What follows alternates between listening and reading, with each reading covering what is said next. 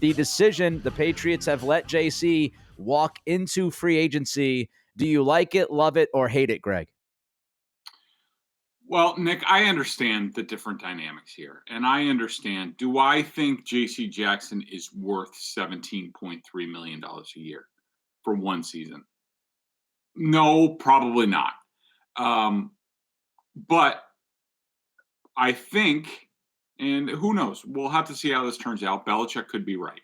He could think that there's a soft market that that the rest of the league doesn't view JC Jackson's value there as well. I think he's being mistaken if he thinks that after being in Indianapolis for the scouting combine and talking to people. And it, like we talked about last week, Nick, it only takes one team. Right. And one team could get really jittery and say, we don't have any cornerbacks. And all of a sudden, one agent literally said to my face, he's going to get $25 million a year. And I just about spit out my drink in his face.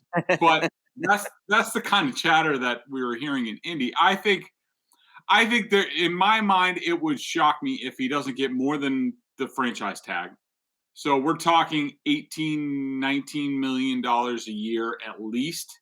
If he doesn't, and if I was a betting man, I would say he passes Jalen Ramsey on at $20 million a year. And when you consider that, when you consider what the Patriots have at the position, how they left themselves because of poor drafting and things like that, without a whole lot of options, I hate the JC Jackson decisions. I think that the best thing for the Patriots would be for JC Jackson to play on the tag at $17.3 million. You just 2 years ago, you tagged Joe Thuney, a guard, and gave him $15 million for a year. How is a guy who turns the ball over and is your only real good man cover guy on the outside, how is he not worth less than $3 million more? I mean, to me, this is another franchise tag mistake by Bill Belichick. He's not planning ahead anymore. He gets caught behind. We talked about it at the time when they traded Stephon Gilmore. Now JC Jackson has all the leverage. They're screwed. They're going to have to franchise tag him.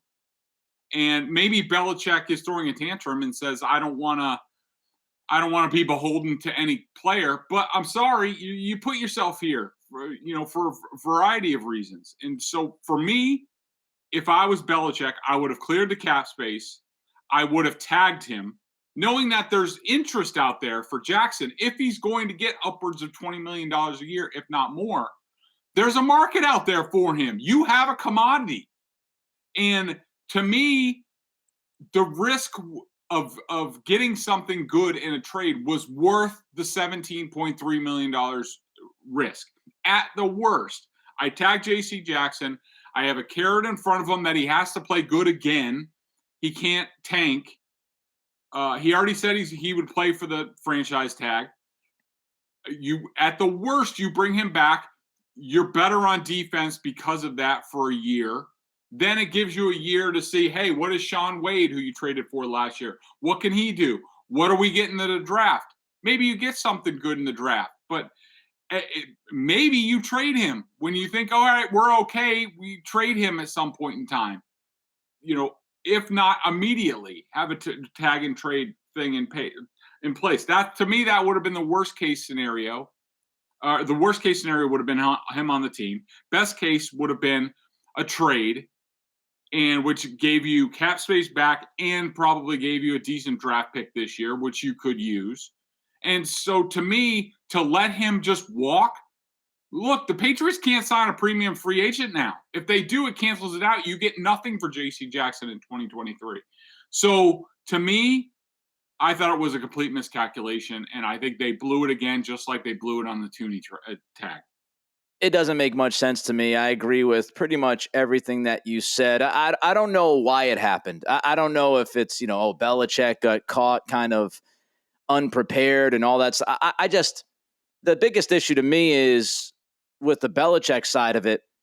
It's tough for me to line this up with everything that we've known about Bill over the past 20 plus years. In the last few years, of course, it seems like he's kind of let his foot off the pedal in some instances. Then last offseason, he was all over it. He was ahead on things. He was signing guys. So I'm not going to sit here and say, oh, maybe Bill was just not ready. And he has his reasons. What I will say is I disagree with the move. And the biggest issue football-wise is we have no idea what they're going to do. Like, if you told me you're letting Jackson walk because you had this young stud outside corner ready and available to you, okay, I get it. If you're going to draft a guy, you better hit on that guy immediately where he can walk out onto the field and make plays and be as good as, J.C. Jackson has been, or at least near that level. Because right now, your secondary, you got Jalen Mills, folks, as your number one corner, which is terrifying. So they've got to do something. I don't know what the plan is going to be. I'm going to guess Belichick has a plan. I don't think he's just going through this blindfolded.